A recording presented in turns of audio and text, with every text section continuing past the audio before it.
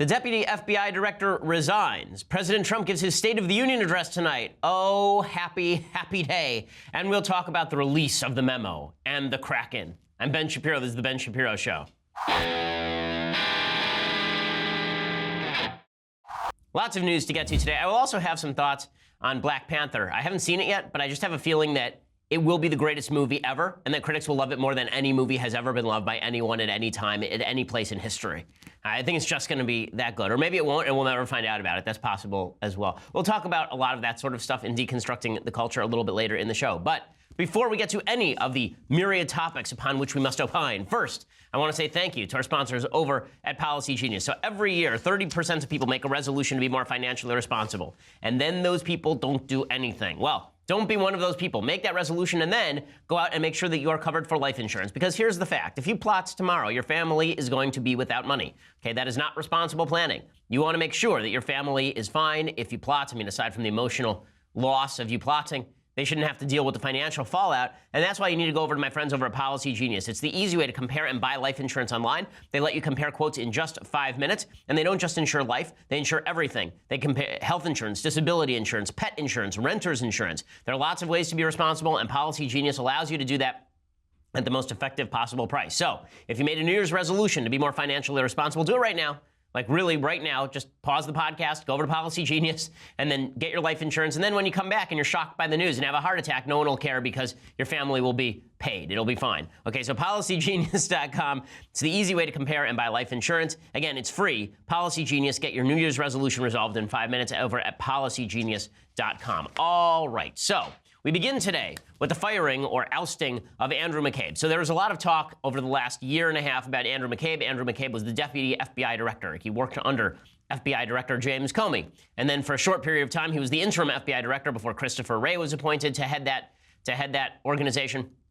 Well, yesterday, Andrew McCabe finally stepped down from his position. It was unclear. There's a lot of talk about whether he was ousted or whether he stepped down voluntarily, whether he had been basically told that it's going to be your brains, your signature on this piece of paper, or whether he just decided, I've had enough of President Trump making fun of me, and I'm leaving. So here is what I believe it's Guy Benson over at Town Hall writes. He says, as you already know, FBI Deputy Director Andrew McCabe, against whom the president has fulminated in tweets, is no longer occupying his position. CNN's Jim Acosta reported the departure was mutual and done on McCabe's terms, but a lot of other networks are now confirming that McCabe had been ousted. So why did that happen? Well, there are a few different explanations. First off, the McCabe, he's a month and a half away from his announced retirement, and he decided that he had enough accrued time off to leave. So that's possibility number one. Possibility number two is that there's an IG report, an Inspector General report, on the Justice Department's handling of the Hillary Clinton email probe, and that there's a bunch of stuff in there that makes Andrew McCabe look really bad. So there's a Fox producer who tweeted, quote, breaking, McCabe out at FBI. Source familiar says that in advance of the IG report, McCabe was told to begin what is referred to as a terminal leave. So basically, there's a bunch of bad news that was going to come out about Andrew McCabe and how corrupt he was, and so he got out now. Now, this is a possibility. Remember, Andrew McCabe's wife was running for a state Senate seat in Virginia, and the Clinton-connected governor of Virginia, Terry McAuliffe, had a political action committee, and that political action committee directed something like $700,000 to McCabe's wife. So that's a pretty good indicator of where McCabe is politically, because it's very rare that you have a political mixed marriage. And there's a lot of talk inside the FBI as well that McCabe should have stepped aside in the middle of the Hillary email investigation. He did not. He waited until a full week, only a week, before this all happened, before the election happened, and then he stepped down. And so there was talk inside the FBI. It was in texts that have now been uncovered, in which it was pretty clear that higher-ups at the FBI could not understand why McCabe had not stepped away from the Clinton investigation. Okay, another possibility is that the FBI Director Christopher Wray has now read the infamous Russia memo compiled by the House Intelligence Committee Republicans. That committee is voting, and they voted yesterday, to release the memo. So it's possible whether Chris Wray over at the FBI saw something in the House Intelligence memo that said to him that McCabe was guilty of something, and so he went to McCabe and said, listen, you need to step down. You need to step down. So it's possible that there's something about McCabe in there. And there are people who have been leaking about what exactly is in this memo. President Trump, we'll discuss the memo in just a few minutes here. President Trump, it's now on his desk for consideration whether he wants to release this House Intelligence Committee memo that supposedly details all sorts of Intelligence Committee misbehavior and bad behavior. And Trump can release that, but a lot of the details have started leaking out. Well, according to Guy Benson, elements have started leaking, including that Trump-appointed Deputy Attorney General Rod Rosenstein approved an extension of surveillance on former Trump campaign aide Carter Page, who had been suspected of malfeasance vis-a-vis the Russians. Now, it is quite possible that Carter Page was being surveilled for good reason. The guy was basically running around Russia asking for someone to pay him, allegedly. And Page was reportedly under FISA surveillance back in 2014, but it's a possibility that McCabe was involved in the Get Carter Page routine because Carter Page was a Trump staffer. So we'll have to find out. The New York Times is reporting, by the way, that the FBI director, Christopher Wray, found something concerning in the IG report, and he was going to move McCabe into another job, which was effectively a demotion. Instead, McCabe decided to leave the FBI. So it looks like it has nothing to do with the House Intelligence Memo, although we won't know until the House Intelligence Memo has actually been revealed. Bottom line is that McCabe, it sounds like, left for good reason. It doesn't sound like this was Trump firing Andrew McCabe. Why would he bother firing Andrew McCabe a month before McCabe is going to leave anyway? Now, a lot of people on the left saying, oh, this is obstruction of justice. Oh, it's a slow-motion Saturday Night Massacre. Chris Matthews, I was like, he came out and said, you know what? Looks just like Nixon. You know, he leaves, this McCabe guy. He was protecting us. He's going to stand up to Trump, Russia, collusion, Putin. I roll out of bed, come out of this show, come in here and talk about Russia. Slow motion, Saturday Night Massacre, go. I said earlier today that Andrew McCabe should not be replaced with somebody who's just a presidential stooge and who's going to help kill this investigation, because there are already plenty of people around here, quite honestly, who are just doing the bidding of the president over conducting a thorough and fair investigation. It looks to me like that's where we are now. Congressman, I mean, you're young, too young to have seen it, but it looks like a slow-motion Saturday Night Massacre. One by one, Comey, McCabe, and now Rosenstein in the target zone. No, you're right. Look, I was born shortly before the president resigned in 1974, and there are a lot of comparisons and parallels to the Nixon years, except at that time you actually had a Congress of a different party that was a kind of check on the president doing a thorough investigation. Here, there's a real question whether that's going on. Okay, so that obviously is not the case. Okay, the idea that this is a Saturday Night Massacre. Saturday Night Massacre, if you recall, back to 1974, is when there was a special counsel investigation into Watergate. And Richard Nixon ordered Archibald Cox, who was then the Attorney General, Archibald Cox was the special prosecutor, and he ordered the Attorney General to fire the special prosecutor. The Attorney General refused, and then he fired the Attorney General and the special prosecutor by appointing a new Attorney General who would fire the special prosecutor. That's what the Saturday Night Massacre was. McCabe was not fired here, really. He was told by the head of the FBI, there's some bad stuff about you, and then he resigned. He's keeping his pension. He's going to fill out his term. Okay, no one has been fired here except for James Comey. And Comey, of course, goes out and tweets self-righteously. What's amazing is that people are treating James Comey as though he's some sort of great halcyon of truth. Right? I was open to the idea that James Comey was a truth teller because his reputation was pretty good before the last year and a half. But now all James Comey does on Twitter is literally quote himself. He literally did this the other day. He actually quoted himself, and then he wrote this quote, and then he said, me. Right? He actually attributed it to me. Okay, James Comey is the most self-serving guy in American politics in a position where he ought not be self-serving. You know, President Trump was not wrong to call him a grandstander because it's pretty clear that's what's happening here. So Comey, who's now on Twitter, he says, Special Agent Andrew McCabe stood tall over the last 8 months when small people were trying to tear down an institution we all depend on. He served with distinction for 2 decades. I wish Andy well. I also wish continued strength for the rest of the FBI. America needs you. Now listen, I think that America does need the FBI, but James Comey is largely responsible for tearing down the credibility of the FBI. It was James Comey who was responsible for using the FBI as a political tool to protect President Obama and Hillary Clinton. Now, is that an excuse for Republicans to be doing what they've been doing about the FBI? I'm not sure that it is. We're going to have to see the contents of this much ballyhooed House Intelligence Memo, and we're going to talk about that in just a second. But the idea that James Comey has anything to say here, or that the FBI was squeaky clean during the Hillary investigation, or that Andrew McCabe shouldn't have recused himself, or that Comey gets to stand there and talk about honesty in the FBI after legitimately changing the law on the fly in order to exonerate Hillary Clinton and let Loretta Lynch, then the Attorney General of the United States, off the hook. All of that is a bunch of nonsense. All that's a bunch of nonsense. So before everybody starts going off on the, oh, McCabe was fired, it's the Saturday Night Massacre, no, that's not what's happening at all. Let's look at the facts, and then we can analyze. Okay, so we're going to get into Memo Fight 2018. It's the greatest MMA bout of the century. We'll get into that in just 1 second. But first, I want to say thank you to our sponsors over at Wink. So if you're like me trying to follow all of these scandals day by day, and you're trying to follow the narrative, and you think that you might need a drink, Okay, that's why you need to go to my friends over at Wink. So what Wink is really great for is you're going to a dinner party, you don't know anything about wine, you want to bring a bottle of wine that's just going to astonish everyone, and you don't know a bottle of wine from dishwasher detergent. You just don't know anything about wine. Well, that's what Try Wink is for. So you go to trywink.com/Ben, and they have this great algorithm where they ask you, it's a palate profile quiz, they ask you simple questions that people would never be able to translate into a wine recommendation, like how do you like your coffee, how do you feel about blueberries, and then they send a wine that is curated to your taste. The more wines you rate, the more personalized your monthly selection. Each month, there are fantastic new wines. People at our office love Wink. We had a wine tasting party here at the office, and people got smashed because that's what they do on a regular day, but here they actually enjoyed the liquor. They weren't just drinking turpentine. Go to trywink.com/Ben. It's trywink.com/Ben. You get $20 off your first shipment. That's trywink.com/Ben for $20 off. Trywink.com/Ben. Check it out. And again, this is the best way to purchase wine, not only for yourself, but also for those dinner parties where you just don't know what to bring. Trywink.com/Ben. It also makes for a great gift for Valentine's Day, which is coming up very shortly here. So, meanwhile, Memo Fight 2018. It's the rumble in the jungle. It's the duel at the palace. It's just going to be incredible. So Memo Fight, which sounds just about as boring as it is all about this House intelligence memo. So I looked it up last night. Devin Nunes' name is pronounced Nunes. It's not pronounced Nunez. It's not pronounced Nunes.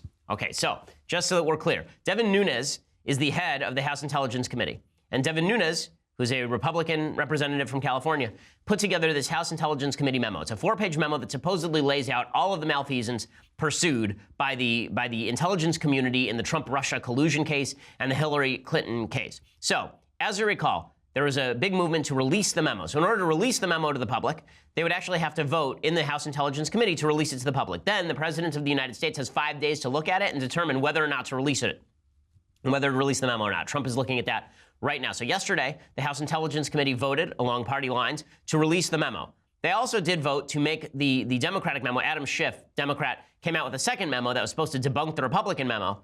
And it has to go through a process. First, you actually have to vote to release the memo to the rest of the House. Then you have to vote to release the memo more broadly. They did vote not to release it to the public yesterday, but they voted to release it to the rest of the House so other people can read it.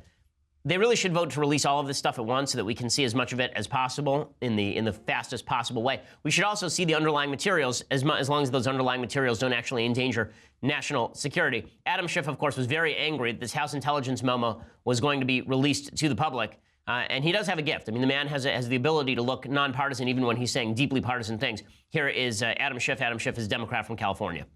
We had votes today to politicize the intelligence process, to prohibit the FBI and the Department of Justice from expressing their concerns to our committee and to the House, and to selectively release to the public only the majority's distorted memo without the full facts. A very sad day, I think, in the history of this committee. As I said to my committee colleagues during this hearing, sadly, we can fully expect that the President of the United States will not put the national interest over his own personal interest. But it is a sad day indeed when that is also true of our own committee. Okay, so basically, Democrats are making the claim that the FBI is squeaky clean, and that any memo that comes out that condemns the FBI is an attack on the FBI. Now, I don't know what's in the memo yet. You don't know what's in the memo yet. No one knows what's in the memo yet. I suspect that there is some stuff in there that's pretty damning of the FBI, and I also suspect that Republicans are out over their skis on this memo, that they are overplaying the memo, that they are suggesting that the memo is going to be the kill shot that takes down the Mueller investigation. If so, I don't know why. I think these are two separate issues. It is quite possible that the FISA warrant on Carter Page was originally badly gotten, but that there's more to the investigation. It's also possible that the FBI was badly compromised in the Hillary Clinton investigation, but was not super compromised in the Trump-Russia collusion investigation. Remember, and one of the weird oddities about all this is we're talking about the corruption of the FBI on behalf of Hillary Clinton in the last election cycle, but it was the FBI's constant intervention. It was James Comey's intervention, then non-intervention, then intervention, then non-intervention that probably tossed the election away from Hillary Clinton to Donald Trump. Meanwhile, we didn't hear anything from the FBI for months about the Trump-Russia collusion investigation that was going on. So there's a lot of oddity about all of this. Democrats, I think, are posturing. If they suggest that the FBI is completely clean, and that the memo is completely made up, and it's all nonsense, and we just want to protect the FBI and national security, the Democrats have spent my entire lifetime attacking the FBI and national security. So I find this a little bit convenient politically. Nancy Pelosi is doing the same thing. She says that she's deeply, deeply angry over the Devin Nunes memo. This is a very big honor that the leader gives to the ranking member, that the speaker gives to the chairman, to be deputized to protect the intelligence for force protection of our troops, for fighting terrorism and the rest of that. Instead, Chairman Nunes has acted like a stooge with the speaker. A stooge? A stooge of the White House at the acquiescence or maybe the guidance of the Speaker of the House. This is not about one thing or another. This is about the integrity and the safety and our national security. That's what he says too, though. They have crossed from dangerously and recklessly dealing with intelligence to a cover-up of an investigation that they don't want the American people to see. Okay, and this is where I say that Nancy Pelosi and the Democrats have gone off the rails. Okay, where's the cover-up? There's no cover-up. Okay, the Mueller investigation is proceeding apace. The Nunes memo doesn't have anything to do with the Mueller investigation. I think we need to separate out all these strands. Right now, it feels like we are just in a chaotic windstorm of scandal and innuendo. But when you separate out all the strands, what you find is many things can be true at once, as I said last week. It is true that the FBI was compromised, badly compromised in the Hillary investigation. It is also true that it's possible that they were compromised at the beginning of the Trump investigation, but not later. We don't know yet. It's possible the House Intelligence Memo is an effort to try and get the Mueller investigation by essentially stepping on the FBI. That's possible. I don't know. I haven't seen the memo. What I will say is that I think both sides are deeply overplaying this. So the Democrats are saying the memo, like when they act this scared, by the way, it makes it look as though the memo actually has something damaging to say. When they act as though what the Democrats really should be saying is, I don't know why everyone's going so crazy about this memo. It's a biased political document that obviously is an attempt to overturn the Mueller investigation or to throw mud on the skirt of the Mueller investigation.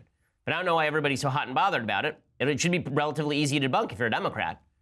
Right? They should be able to just say, this isn't true, this isn't true, this isn't true, or you're drawing the wrong conclusions from a set of facts. So the Democrats instead are going crazy. Oh, the memo is the worst thing that ever happened. The memo is an attempt to obstruct justice.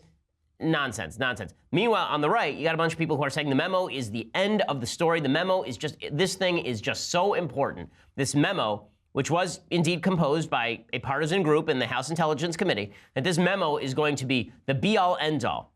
So it's the usual suspects who are saying this. So Sean Hannity over on Fox News, he says the Nunes memo is huge. It's enormous. It's gigantic, talking with Jeanine Pirro. Because this is not a game. We are talking about people's lives. We're talking about potential crimes. We're talking about people being charged, going to jail. But more importantly, and the scary part of this, and I'll throw this to Sarah for more information, is that we have now weaponize the powerful tools of intelligence. FISA is important because that means that's our government spying on citizens.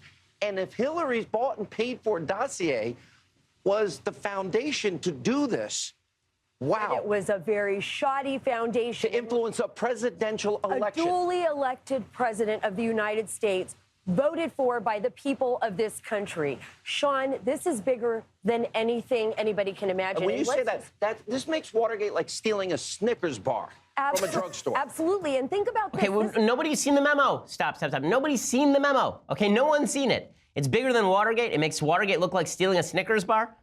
We don't know what's in the memo yet. So can we all just calm down and wait to see what's in the memo? Can we wait to see the underlying documents, right? The DOJ is claiming that Devin Nunes wrote this memo without actually seeing the underlying intelligence. Also, I thought that actually rare point where I'm going to watch this. I'm going to give some credit to Slate. Okay, for all you folks who don't think that I read bipartisan sources, okay, Slate had an article about this, and they made what I thought was actually a relatively decent point. What they said was the Republicans are fulminating over FISA warrants being issued against Carter Page, suggesting that the FISA courts are so shoddy that they issued a bad warrant against Carter Page in an attempt to get Trump. They went right along with the FBI. They just rubber stamp whatever comes in front of them. And yet, the same Republicans who are suggesting that the FISA system is so deeply compromised that it was allowed to almost subvert the will of the people in an election, those same people voted like 2 weeks ago to extend FISA authority under Section 702 for another 6 years without amendment. Right? The same people who are complaining the FISA process is too deeply compromised to allow the American people to feel safe were for extending FISA's authority. So that sounds a little bit hypocritical. I think it's not a terrible argument. Seb Gorka does the same thing on Fox News last night. He says the Nunes memo is 100 times bigger. I mean, you talk about hyperbole. Just watch this hyperbole. This is crazy hyperbole. I don't want to spoil the punchline here. Here's Seb Gorka, former Trump administration staffer, suggesting how big the Nunes memo is. But now the evidence has been mounting and mounting and mounting, and one smoking gun after another. It's incontrovertible at this point. It is, but it has to be put in the context of the history of our great nation. Remember, why was America created? It was created because of the usurpation of power, the capricious usurpation by a leader thousands of miles away. That's why America was created.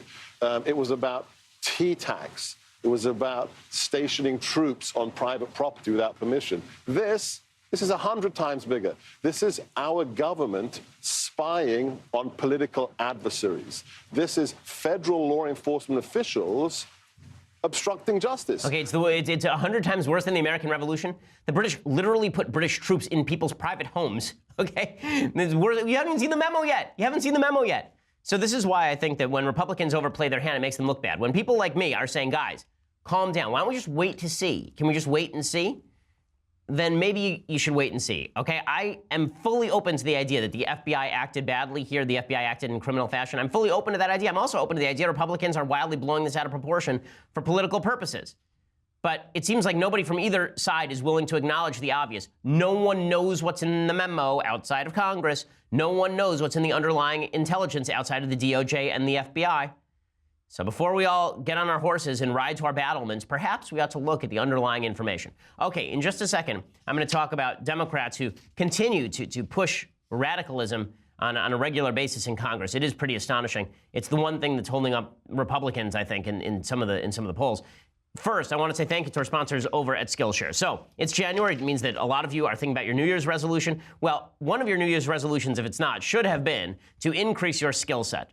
Right? The fact is that you can't expect to stay at a job for 30 years anymore. Since I left law school, I've worked at 5 or 6 different jobs, increasing my salary each time. And that's because one of the things I'm committed to is constantly broadening and enriching my skill set. One of the ways I do that is by using Skillshare. It's an online learning platform with over 18,000 classes in design, business, technology, and more. It's one of the ways that you can make sure that your resume is constantly growing, constantly updated, constantly making you more money. I've taken some classes on social media marketing. We've taken classes on SEO here at the Daily Wire.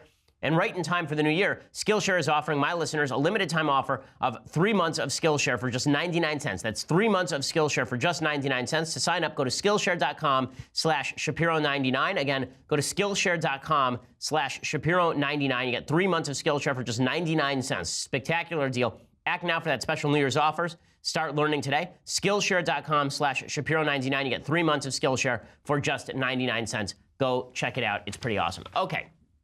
So, meanwhile, Democrats continue to demonstrate just how radical they are. One of the reasons that the House races are still competitive is because despite all of the chaos surrounding the Trump administration, the Democrats still continue to push some of the most radical policies and rhetoric that I've ever seen in modern American history. Kirsten Gillibrand, for example, just makes a fool of herself yesterday. She's talking on The View. I'm still waiting for my invite, guys. I was promised that you were going to consider bringing me on The View because this would be a highlight of my life. But apparently you'll have Kirsten Gillibrand who will just go on there and lie to you openly, repeatedly. She says that chain migration, on illegal immigration, chain migration is a racist slur. This is the new Democratic talking point that makes literally no sense, since chain migration has nothing to do with slavery and was a term that has been used in legal circles for literally decades. Here's Kirsten Gillibrand suggesting that when you say chain migration, meaning like I come in and then my parents come in and then my cousins come in, like a chain, like a daisy chain.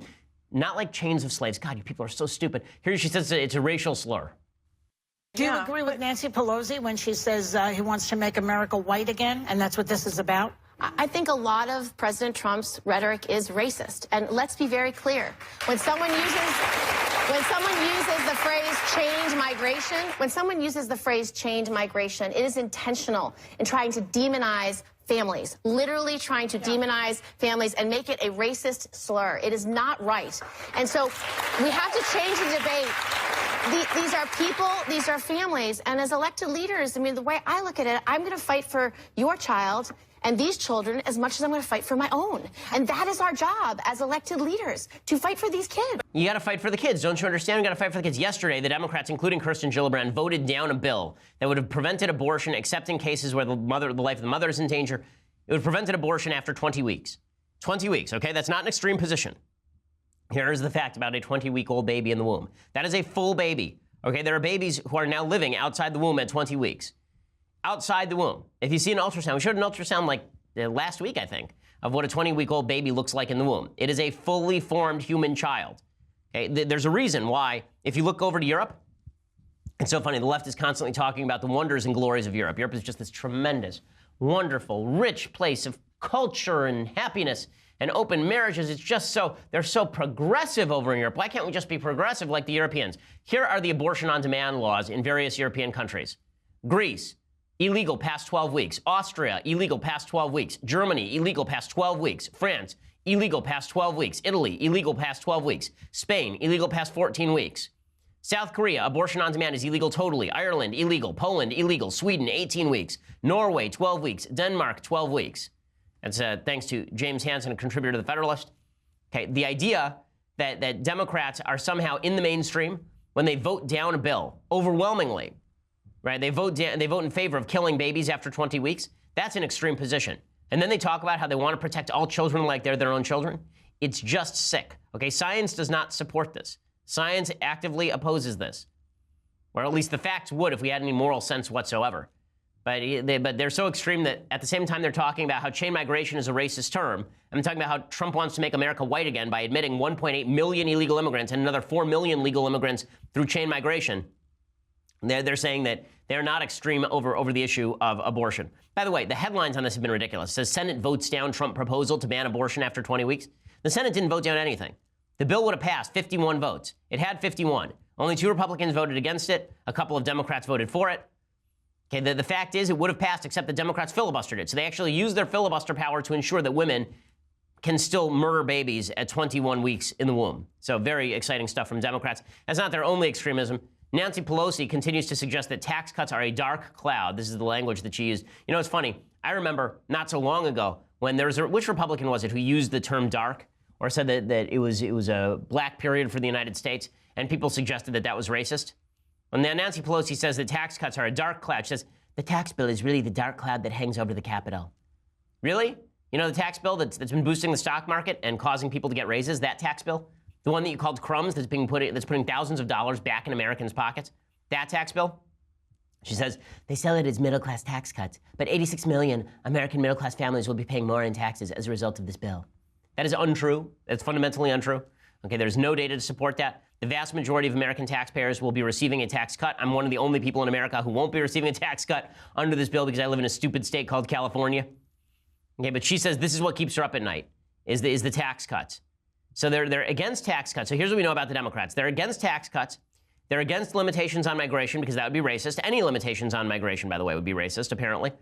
And they're in favor of people killing babies at 21 weeks. But they're not extreme at all. They're not extreme at all. The people who are really extreme are the Republicans. James Clyburn over at the Congressional Black Caucus, he says that right now the America we're living in is like Germany circa 1934. By the way, Germany circa 1934, for the historically illiterate, was the year after Hitler took power. It was during the Night of the Long Knives when Hitler literally sent his minions out to murder all of his political oppositions and consolidated all power in 1933 under the Enabling Act, which basically made him a dictator. And James Clyburn says that's the United States right now.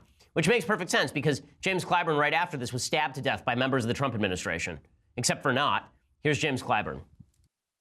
I can only equate one period of time with what we're experiencing now. And that was what was going on in Germany around 1934, right after the 1932 elections when Adolf Hitler was elected chancellor.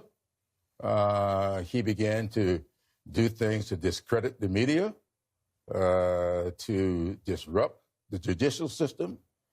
And if you recall from your studies, they had swastikas hung in churches all over Germany. It's just like that, right? Because people have Trump flags hung in churches all over the United States, forcibly. Right? It's just like 1934 Germany.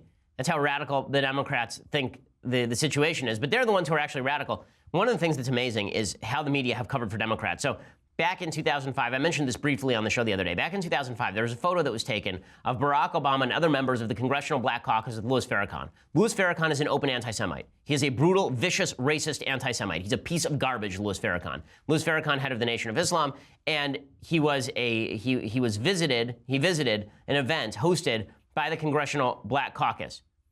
Right? He used to hang out with Keith Ellison, the guy who campaigned for DNC chair. He was the backer of the Million Man March. He openly campaigned against particular opponents of Barack Obama's. You know, the fact that Louis Farrakhan was photographed among all these Democrats in 2005 and no one seems to care, it's amazing. Imagine if Republicans, House Republicans, had a meeting in 2005 with David Duke. That's the equivalent here. The media covered all that up. And then James Clyburn says that this is like 1934 Germany. If it's like 1934 Germany, that's only in that the media are willing to overlook certain political proclivities on behalf of a particular political party. But otherwise, just insipid. Okay, in just a second, I want to talk a little bit more about sexual harassment, Me Too, and the State of the Union, of course. We'll get to that. But first, I want to say thank you to our sponsors over at Tripping.com. So, Tripping.com is the best way to travel. I was talking to my wife about this the other day. My wife and I recently, in the last few years, we've started vacationing in condos. When we go to visit someplace, we have a couple of kids now, and we need more space. It's not enough to stay in a hotel suite. We also need a kitchen because we keep kosher, so we like to cook for ourselves. Well, that means that we have to get a place that is not just a typical hotel room. And it turns out it's much nicer. You have a lot more room to spread out. It's like a home away from home. Well, that's what Tripping.com is for. They're the world's #1 site for vacation rentals. They're trusted by millions of travelers, including the Shapiro family. With Tripping.com, one search lets you filter, compare, sort over 10 million available properties on trusted sites like VRBO, TripAdvisor, Booking.com, and more. You don't have to wonder if you're getting the best deal on that winter cabin or beachfront home. You'll save an average of 18% per night by booking your vacation with Tripping.com. So don't forget, if you want to save time and money while booking the perfect vacation rental for your next trip, head to Tripping.com/Shapiro today. That's Tripping.com/Shapiro. Again, Tripping.com/Shapiro. That lets them know that we sent you. Also, it's fantastic. I'm telling you, you will enjoy your vacation more when you have room to spread out, when you have a washing machine, right? Like basic necessities that you miss when you're at a hotel. This is what Tripping.com is for, and it is just fantastic. So check it out, Tripping.com. Again, that's Tripping.com/Shapiro. So go check it out and let them know that we sent you. Okay, so in just a second, we are going to talk about sexual harassment as well as State of the Union stuff, because we have a lot coming up. Tonight, actually, we are hosting a State of the Union party. But for all of that information, you're going to have to go over to dailywire.com. So $9.99 a month gets you a subscription to dailywire.com. When you get that subscription, you get the rest of our show live. You get the rest of Andrew Klavan's show live. You get the rest of Michael Knowles, God help us, his show live. You get all of those, plus you get to be part of our mailbag. And if you get the annual subscription, then for $99 a year, you get all of that stuff, plus you get this, the greatest in all beverage vessels, the Leftist Tears hot or cold mug. Now, when you get this tumbler, I'm not saying that the power of my intelligence has been physically infused into the tumbler and you will gain 10 IQ points. I'm not saying that that's what's going to happen. But if it did happen, you shouldn't be all that surprised, because we have been working on that process for quite a while here at Daily Wire offices. I'm good at that. I'm refreshed now. I feel smarter. That's what this will do for you. So check that out. Also, tonight, the State of the Union address. We're doing something I desperately don't want to do. We're going to live stream the whole thing. Yay! The president is going to speak to the nation in his second State of the Union address, really his first, technically. And you should watch us with us here at the Daily Wire. Starting at 8 p.m. Eastern, 5 p.m. Pacific, we'll be hanging out with you the entire interminable time, leading up to, during, after the address. It'll be absolutely terrible, and we'll be there for every terrible moment of it. Plus, we'll make fun of the Democrats' rebuttal. I mean, I'll make fun of the whole thing because, I mean, come on. I hate the State of the Union address. It's so stupid. So if we're going to have to suffer through it, suffer together with us. Enjoy the pain. Live the suck. It's going to be awful. Be there with us. Catch live streams at dailywire.com, Daily Wire Facebook, or Daily Wire YouTube. And you can spend the evening with me, with Andrew Klavan, with Michael Knowles, and with Daily Wire God King Jeremy Boring. And we will comment on the address. We're going to mock each other. We will mock the government. We'll mock our political leaders. We'll mock our guests. There will be a couple of special guests who are dropping by, so check it out. Again, that is today, January 30th, 5 p.m. Pacific. I'm sacrificing for you, so damn it, if you're not here, I'm going to be mad, okay? You better show up, because if I'm going to sit here and miss my evening with my children to watch this garbage, then you better be there to suffer with me. Come on. Misery loves company. Facebook and YouTube, and you can get notified when we go live if you subscribe over at dailywire.com. It's a party that you don't want to miss. Okay, check it out. Or if you want to just listen to the podcast later, iTunes, SoundCloud, all of your usual podcast apps, check that out. Subscribe over at YouTube. We are the largest, fastest growing conservative podcast in the nation.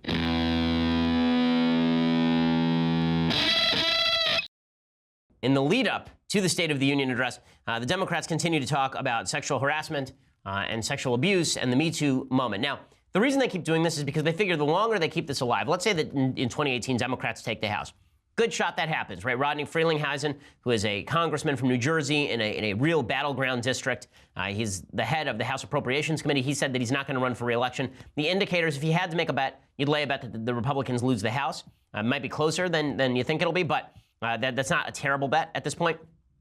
So Democrats are hoping that in 2018, they take over the House and then they initiate a series of investigations and hearings about President Trump's proclivity for sexual abuse and harassment, allegedly. And that's what they want. So that's why they're keeping this alive. Well, yesterday, Kirsten Gillibrand, who wants to run for president in 2020, and she's really just a weak, terrible version of Hillary Clinton. She's not as good politically as Hillary Clinton, which is saying a lot. She's a bad liar, which is a much worse liar than Hillary Clinton, which is saying a lot. She goes on The View. Again, we're playing all these clips from The View. Guys, where's my invite? I ask you again. Come on. Okay, so Joy Behar is asking Gillibrand about why she stood against Al Franken, and she says, well, we have to put partisanship aside, and we really have to stand up against sexual abuse in all parties. And that's when Meghan McCain steps in. Now, Meghan McCain, it's really fascinating because Meghan and I used to be politically at odds. I think she used to be a little bit more left-wing, and I probably used to be a little bit more abrasive, believe it or not. And now, I will say that Meghan has done a very good job on The View of representing an actual Republican position, which is something The View's been missing for a long time. Watch as Meghan McCain, with two simple questions, dismembers Kirsten Gillibrand on screen. It's amazing. I mean, these are not difficult questions to answer, and they're not difficult questions to ask, but she asks two simple questions, and she turns Kirsten Gillibrand, she reduces Kirsten Gillibrand to a pile of rubble with two simple, straightforward questions. That is our job. Our job is to speak out, to say no to President Trump, to say it's not okay. We want accountability. We want transparency. We want Congress, specifically Republican leaders, to hold the hearings and have that transparency that we don't have today. I just want to move on because there's some inconvenient truths on both sides. Reportedly, Hillary Clinton is under fire for covering up for a top advisor who was accused of sexual harassment back in 2007. She docked his pay and made him seek counseling, but allowed him to stay on. And women claim his harassment continued. You are a longtime supporter of the Clintons and consider her a mentor. Do you think her response this weekend was appropriate? Well, as you know, I think these things have to be dealt with, whether you're a Democrat, whether you're a Republican. You need transparency and accountability, and no one is above criticism. But in that case, I don't know all the details. Suddenly, she just is reduced to a quivering mass of I don't know. And then Meghan McCain follows up, and she asks her, okay, so, you campaigned with the Clintons. Do you regret that? And Kirsten Gillibrand, again, has no answer, because all of this is partisan pandering. It's obvious it's partisan pandering.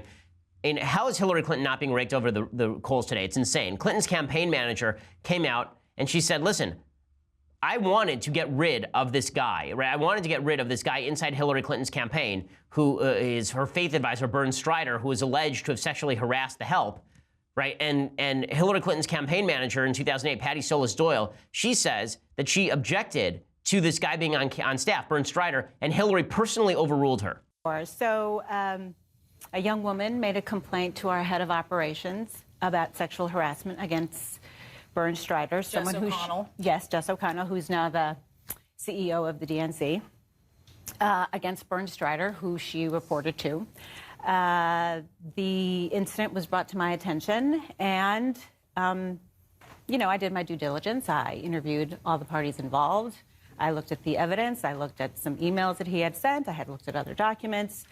And came to the conclusion that there was sexual harassment involved, that the young woman was very credible. And my recommendation to the senator was to fire her. And I was overruled. She was directly overruled by Hillary Clinton. What about the Me Too moment? What about Hillary and the glass ceiling and standing up for women? Where are all the women who are talking about this? I'm glad this is on CNN. Like, I'm not going to pretend that the mainstream media hasn't covered it at all. But can you imagine? Can you imagine the hubbub if somebody inside, for example, the Ted Cruz campaign, one of the people inside the Cruz campaign, had been accused of sexual harassment, and Cruz had just gone, well, no biggie, I'll block the firing. Right? All we'd hear about is men, evil men, scuzzy men, terrible men. But when Hillary Clinton does it, it's totally fine. And meanwhile, the weak-kneedness of the left on these issues is pretty astonishing. So Mark Ruffalo, who is just a political leftist par excellence, and he was speaking out on AM to DM, which is, I guess, BuzzFeed's new show, and he says that all men have to make a safe space in our privilege. See, that's the thing. When it comes to stopping sexual abuse and sexual harassment, it's really about men making a safe space in our privilege. I don't even know what that means, but apparently you won't like Hulk when he's not angry. When you're privileged, you have a voice. And right now, men are privileged. They have a privilege over women, you know? It's just the way it is. And so we have to make a space inside of our privilege for a safe space for women to speak up. And I hope, I'm hoping that more and more actors, men, will do it. But they are, and there are ones that do. It's just we need more. What the hell is he talking about? Anybody know what he's talking about? And the idea that men are privileged over women in American society is absurd, okay? It is not true in the United States right now. There are many, many laws in place to protect women as well. There should be. The idea that this is about men providing a safe space for women. Guess what? This is more about women actually seizing the space for themselves to tell their stories about how they've been sexually abused and harassed. And good for them for doing that. But what's funny is that Ruffalo won't be criticized for being patriarchal, even though what he's actually saying here is kind of patriarchal. He's saying, well, if we just back off, we, the men, we have to allow women to be free. Okay, women are free. It's a free and equal country, and women have the ability to speak out. And when they do, and they do so in productive ways, we should support them. We should also speak out when it turns out that people like Hillary Clinton are stomping on women who are complaining of being harassed. Okay, so time for some State of the Union talk. So tonight, the State of the Union, the stupidest institution in all of American politics. So let's be clear about this. It says in the Constitution that the President of the United States, when requested by Congress, shall give them an update on the State of the Union. Okay, what that originally was is a letter. So George Washington used to send a letter to Congress. James Madison sent a letter to Congress. Thomas Jefferson sent a letter to Congress. Abraham Lincoln sent a letter to Congress. The idea of the State of the Union as this gigantic publicized event is actually a relatively modern invention. The idea that we need all this pomp and circumstance, we need to treat this as like the Oscars of politics, it's all annoying and irritating and stupid.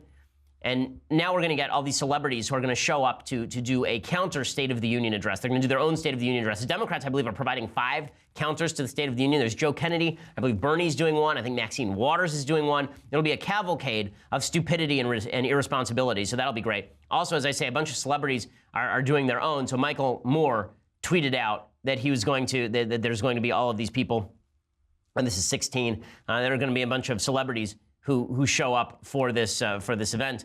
The People's State of the Union, right? It's going to be Common, Rufus Wainwright, Mark Ruffalo, Wanda Sykes, Rosie Perez, John Leguizamo, Cynthia Nixon, Kathy Najimy, Lee Daniels, and more. Because nothing says People's State of the Union like a bunch of multi-millionaires who come out and talk about politics. Nothing says State of the Union like a bunch of actors who haven't been relevant in 10 years except for Mark Ruffalo, but they show up and have lots of money and talk about politics. I desperately want to hear what Wanda Sykes has to say. Kathy Najimy, I mean, I've just been wondering what the star of In Search of Dr. Seuss has to say about politics. I just don't know. I mean, I'm really turned on by this. It'll be fantastic. The State of the Union address should not be publicly televised. Trump should just write a letter to Congress. We can all get on with our lives. Instead, we will sit here and suffer through it with you tonight. I hate it. I think it's stupid. I think Democrats and Republicans who pretend to like the president, it's all pretend and dumb. The routine that we have now where we all bring our favorite guests and then we staff them up in the seats, in the rafters, and then we say, oh, look, they're up in the, there's poor Jimmy, but poor Jimmy's been given a tax cut, and now poor Jimmy is rich.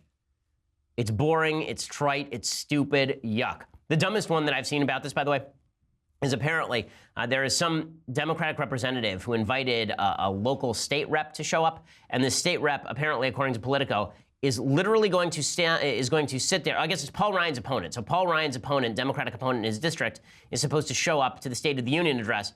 And according to Politico, this guy is literally going to sit there for the entire speech and stare at Paul Ryan. Like, this is his plan, is to stare at Paul Ryan. That's weird. That's weird.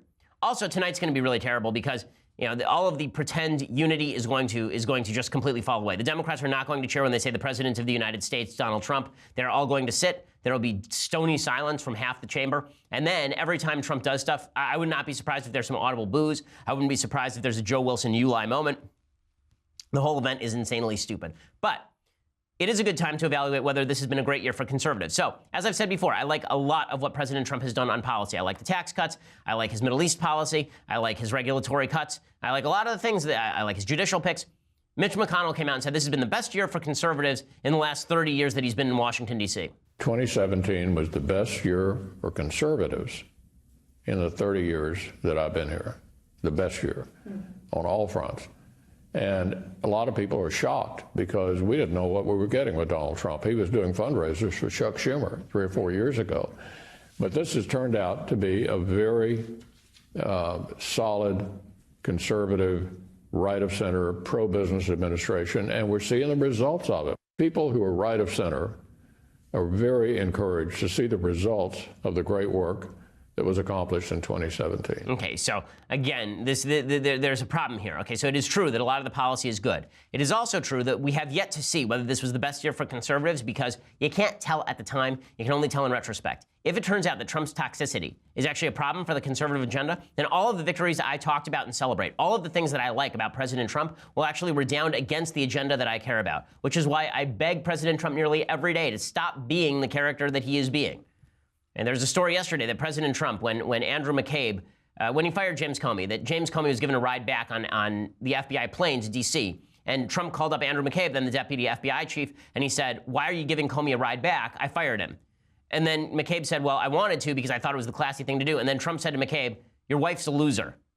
Right? That kind of stuff is not good for the president to say. So when we say that it's been a great year for conservatism, I can say it's been a great year for conservative policy. That I can say without any doubt and without any qualms. To say it's been a great year for conservatism, though, ignores that conservatism is a little bit more than just the policy. It is also the attitude of unifying America around a set of principles. And in that way, it has not been a good year for conservatives. Okay, time for some things I like and some things that I hate, and then we'll deconstruct the culture briefly. So, things that I like. Yesterday, I recommended a book on Bach. Today, I'm recommending some music by Bach. Of course, if you've never heard Bach's Brandenburg Concertos, you probably have. You just don't know they're called the Brandenburg Concertos, or Concerti. The Brandenburg Concerto No. 1, this is all written about 1621, so this is very early music from Bach. And the fact that, and it is great, I mean, it's Baroque music. It's all great to listen to. It is great morning music. That's the nice thing about Bach. Bach, you can listen to at any time of day. I think he's the most listenable composer. Beethoven, you sort of have to be in the right mood. Mozart, you have to be in the right mood. Brahms, you certainly have to be in the right mood. Bach, you can basically listen to at any time because there's great variety. Here's a little bit of Bach's Brandenburg Concerto No. 1.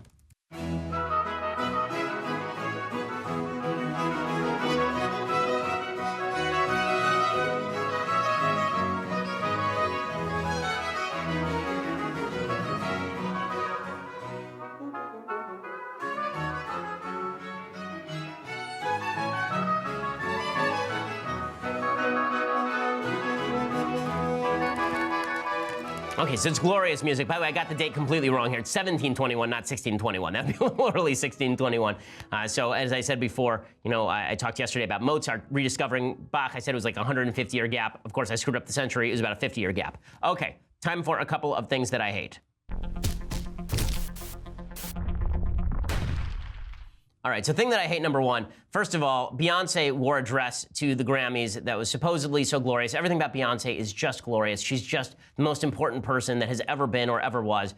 Before the show, I was playing somebody the SNL skit, The Bagency, which is just the best skit that SNL has ever done by a long shot, in which Andrew Garfield plays a guy who says that he does not appreciate every piece of music that Beyonce's ever made, and then an agency literally comes to take him away. It's very funny. But Beyonce's dress that she wore was apparently inspired by the Black Panthers. This would be the second time that she's done something publicly in homage to the Black Panthers. The Black Panthers, of course, were a violent terrorist group. And when I say a violent terrorist group, I mean they actually killed people. So David Horowitz, my former employer over at David Horowitz Freedom Center, he actually used to work with the Black Panthers. He was a communist who worked with the Black Panthers. And he was working in San Francisco and knew a woman murdered by the Black Panthers. Here he is telling the story.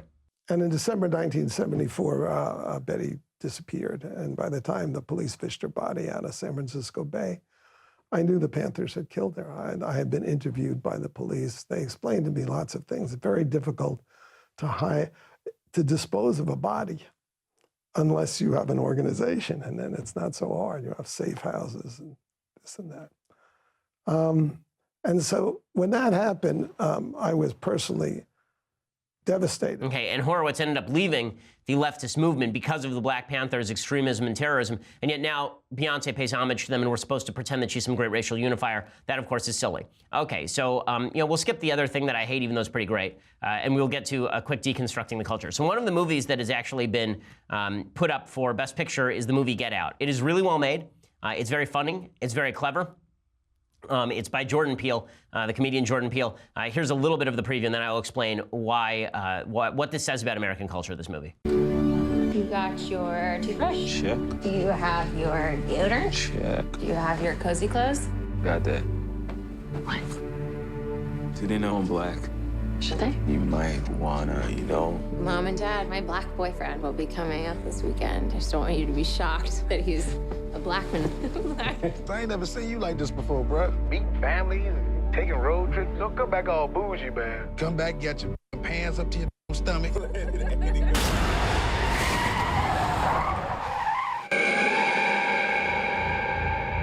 So you guys coming up from the city? Yeah, we're just heading up for the weekend. Can I see your license, please? He wasn't driving. I didn't ask who was driving. I asked to see his ID. Call me Dean if you're hungry, my man. So how long has this been going on, this thing? We hired Georgina and Walter to help care for my parents. When they died, I couldn't bear to let them go. Okay, so the movie is creepy. It's also really funny. It's really well made. Here is the problem with the movie. It is supremely racist, okay? So the problem with the movie is that the entire premise, okay, spoiler alert, the entire premise of the film is that this black guy has a white girlfriend. They go up and visit her white family up in some rich liberal area, and they're all Obama voters, but all of these black people who are there are either staff or helpers, and they've legitimately been soul-sucked. Like, their life force has basically, their bodies have been taken over by white people, and they've been relegated to a small portion of their own brain. The dying white people have now been infused into these black people's bodies, and their life force has been drained from them. They've basically been enslaved. The entire idea is a Stepford Wives idea. So Stepford Wives was an anti-man film, right? The entire film was about how traditional American culture sucks women dry and turns them into these replicants, these sort of weird android creatures, right? That's the entire premise of Stepford Wives. Well, Get Out is the same thing except with black people. The idea being that black people who associate with white people are eventually drawn into white lifestyles, and they become stereotypical white people. Right? That's the idea, that essentially white people want to enslave black people, and that the way that they enslave black people is by offering them nice houses and sex. Right? So Allison Williams, who plays his girlfriend, this loving girlfriend, this hot white chick, right? And they have lots of steamy sex in the film, but what she really wants out of him is to suck him dry of his blackness. That's the idea of Get Out. And the fact that liberal critics love this is indicative of the fact that they refuse to acknowledge that there is a racist undertone to this. There is, I'm sorry, there is. Now, there are people like Andrew Klavan who disagree. He says it was really just making fun of liberal white people. It is not making fun of liberal white people. The entire point of the film is that even the most liberal white people, even the ones who go out of their way to be tolerant on race, who go out of their way to say that they voted for Obama twice and would have voted a third time, it's a running joke in the movie, even those people are seriously racists who just want to suck black people dry of their culture and history. That sort of concept would reverse the races, and everybody would understand the serious problem with the racial politics in this movie. Again, doesn't mean it's not well made. It doesn't mean it's an Oscar frontrunner, because the more left you are in the Oscars, the better off. That means this and The Shape of Water are probably the two Oscar frontrunners. Dunkirk will not win anything because it's not lefty enough. But know that going into the movie. It's amazing to me that people have been willing to overlook this, so I will say what is the unsayable. I'll also let you know if Black Panther is good, by the way. If Black Panther, the reason I bring that up is because, as I said at the beginning of the show, the critics are just over the moon about Black Panthers. Number one, I don't like Marvel movies generally, so I think they're always wrong about Marvel movies. But second of all, we'll have to see if the movie's actually good or if it's getting the Wonder Woman effect, where it's not just the Wonder Woman is good, it's the greatest movie that's ever been made. It goes something like this: Gone with the Wind, and then Wonder Woman's way up here, above Gone with the Wind. And we'll see if they do the same thing with Black Panther. I got to admit, I was not blown away by the preview. I may be the only person in America who is not. I think Mathis agrees with me that the trailer is overrated. We'll see. But I may be the lone voice who's allowed to say that Black Panther wasn't as good as it is cracked up to be. If it is good, by the way, I'll be really happy and I'll be glad to recommend it. So we'll let you know. Alrighty, we'll be back here tomorrow with a full recap of the very important, very fascinating State of the Union address. We'll be back here tomorrow. We'll discuss all of it. I'm Ben Shapiro. This is The Ben Shapiro Show. The Ben Shapiro Show is produced by Mathis Glover, executive producer Jeremy Boring, senior producer Jonathan Hay. Our technical producer is Austin Stevens, edited by Alex Zingaro. Audio is mixed by Mike Coromina. Hair and makeup is by Jesua Alvera. The Ben Shapiro Show is a Daily Wire Forward Publishing production. Copyright Forward Publishing 2018.